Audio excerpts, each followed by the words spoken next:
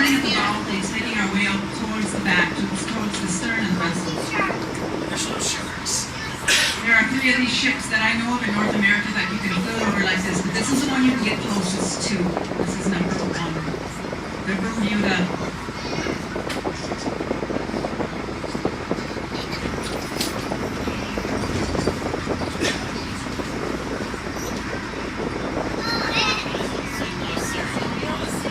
As she's sitting in about 30 feet of water now, she's 131 feet long and 26 feet wide at the beam. Starting up over the bow, and this viewing well over here, you'll be around 6 feet down, not even between 5 and 6 feet. Here she comes.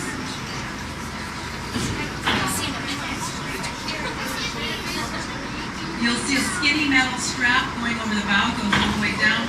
That was to help protect this vessel from anything floating in the water, and up here it would have been logs or ice. The first item you're going to see on deck is a great big block of wood. This is the tow post of this vessel.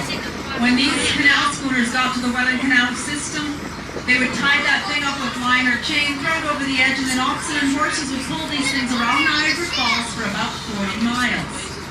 This first small opening is a forward companionway. Inside were the bunks for the men, and it also held a chain locker. That chain would come up through those pipes next door. Those little circles are hawseye pipes, and those would attach to the anchor. You'll see a couple of holes on deck. This first big hole coming up is the foremast hole. They salvaged this particular mast. It was 110 feet high, made out of a single pine. So the main mast would have been a little bit bigger.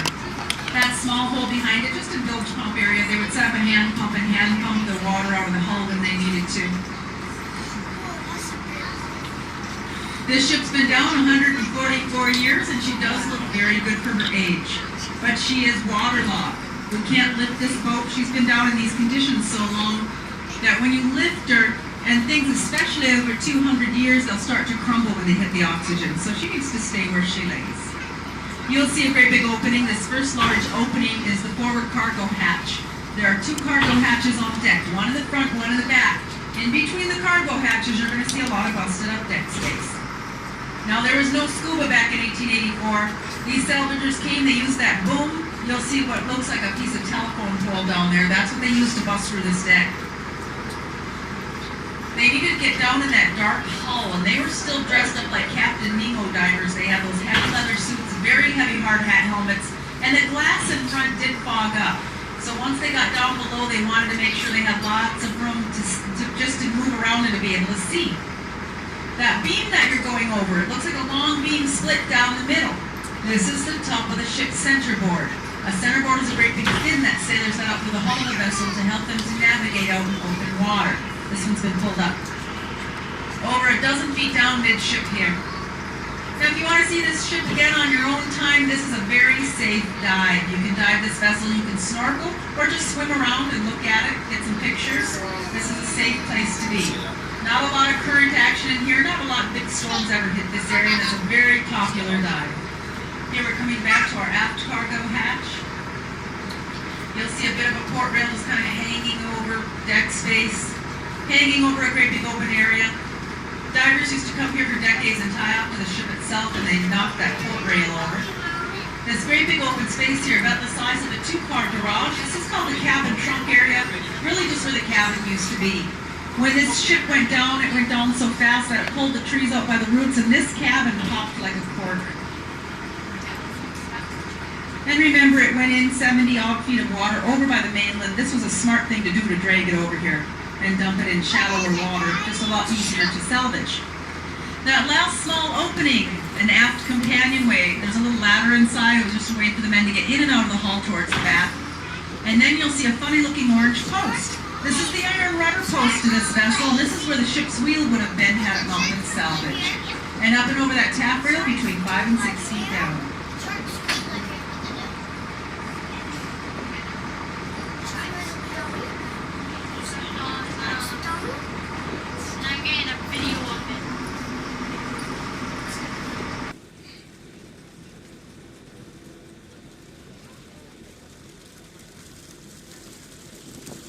anybody upstairs and anybody that goes upstairs, I do want to say on our ships, please don't throw coins. I see a couple of them on this ship. They actually will eat into the wood.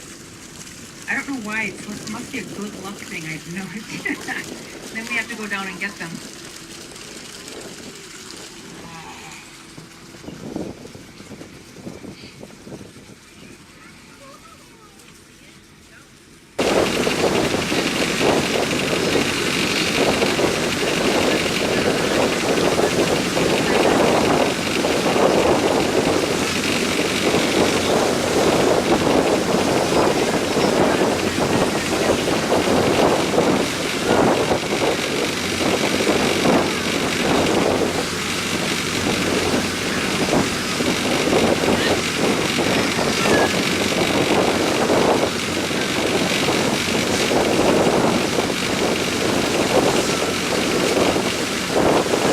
You'll see an anchor down there.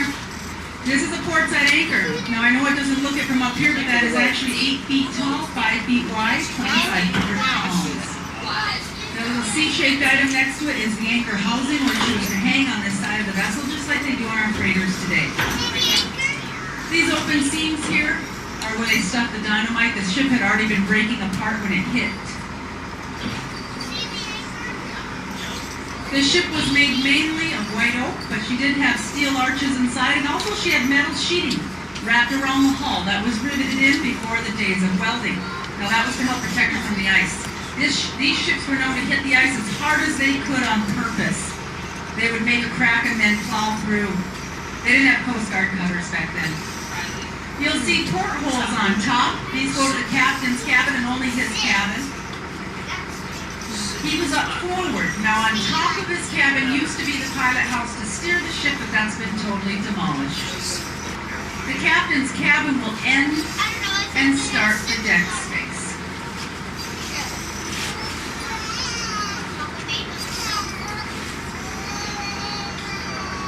That wheel down there is one of the hoist wheels to this vessel, just kind of hovering above the deck space.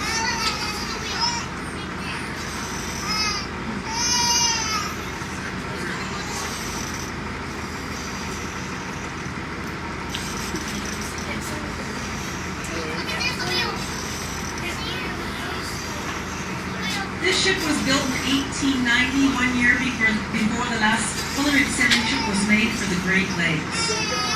So when she was built, she was 210 feet long, 36 feet wide at the beam. Now we're taking you over a piece of the floor bottom.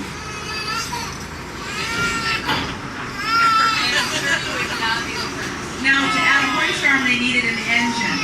They had a 30-foot smoke pipe on the back to go to this engine, and this engine used to be a 485 horsepower pom-pom steam engine, and it sat right here where we're going over. This is what's left of the engine bed. 3 massive beams, great big nuts and bolts. Those are 5 feet tall. Divers went down just a few decades ago, and they blew this whole thing up for parts. And honestly, this engine was so massive, these old steam engines with the pipes coming out, if it were sitting down there, we couldn't have skimmed over the top of it. It would have been too high.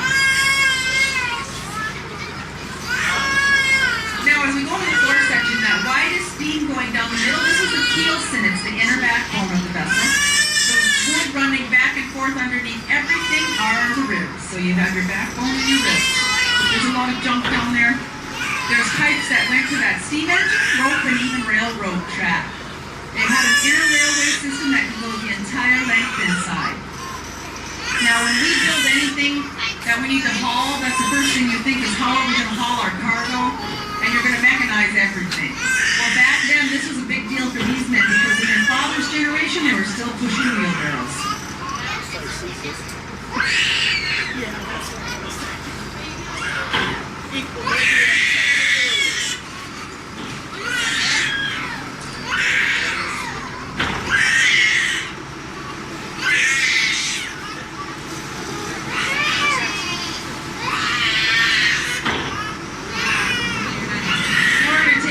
The reef so you can see what you hit. You're going to get a lot more shallow and jump up to about 10 feet down. We'll get as close as 6 feet right before we go over the edge. There it is.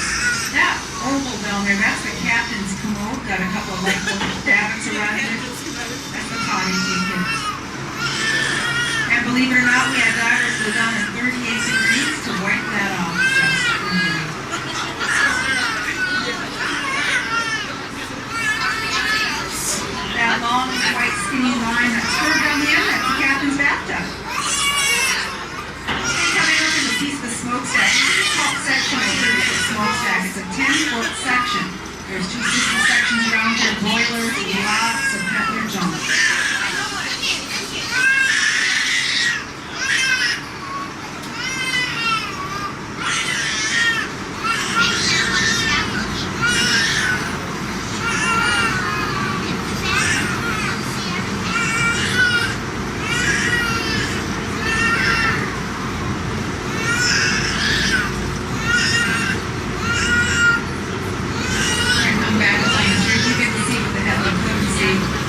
They said 0 visibility, and they also said the captain blamed the first mate. They always blame the first mate. Said he took a wrong compass reading. I don't know where this wrong compass reading was taken, because if you're in 0 visibility and not quite sure how you use the compass. Here, you're coming back up on the reef pretty fast. That's what she did.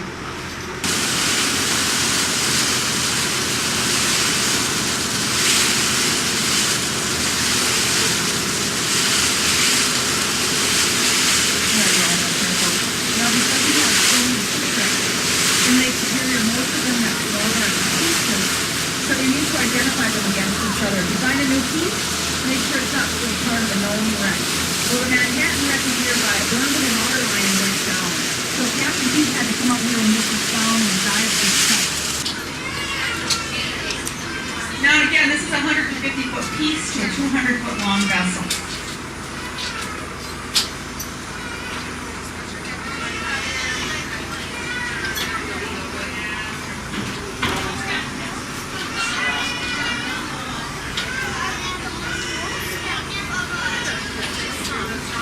You'll see the ribs coming out either side, that great big keelson going down the middle.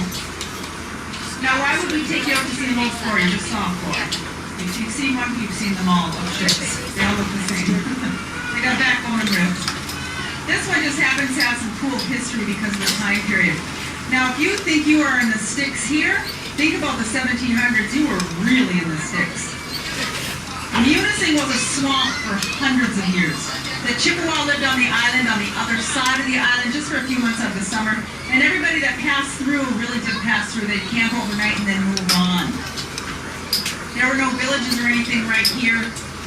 Most people up here were trappers and hunters. That's why they were up here. And most people, well, I shouldn't say most, I'm sure all of them, everybody had boats. Mostly canoes. Even the 30-foot voyageur canoes, they had canoes, and so they were used to small and sleek. They did everything out of their canoes. So if you would have seen a 200-foot long vessel like this, and as tall as it would have been with 3 masts with all those sail, you would have noticed this vessel coming by. And it's amazing, you know, it's down with no record of it. Sad to say, probably all hands went down. And it didn't necessarily go down here. It probably got tossed here by a wave, which is more likely. That happens. We have one schooner story, I think in the 1850s, if I remember correctly. What they say, their story is they got tossed a half mile out in the bay onto the Munising beach where the city dock is now, and they sat upright. So they flew through the air in their schooner and then, you know, just landed on the beach. And the end of the story just says, and they got off. So Mr. You've been used to more miracles back then.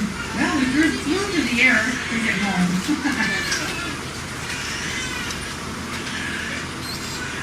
You never know what you're going to find in our lake, though.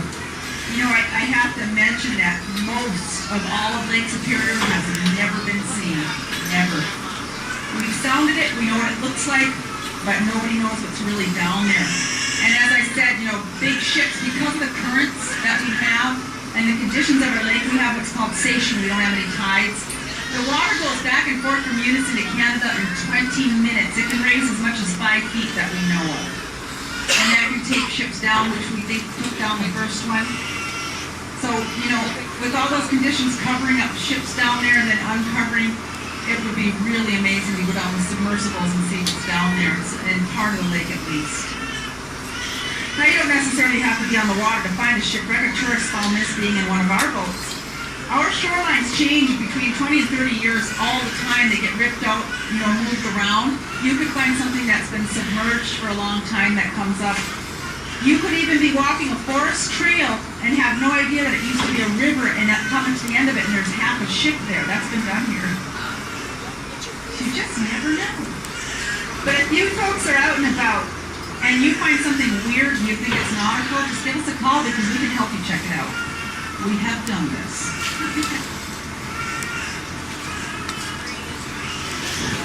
Yes, the green is green because of the water. All this is plexiglass, an inch and a half thick. We don't even have to have this in our ships, but just like a diver's mask, this smooths out the water for you. You know, it makes it a little bit better viewing.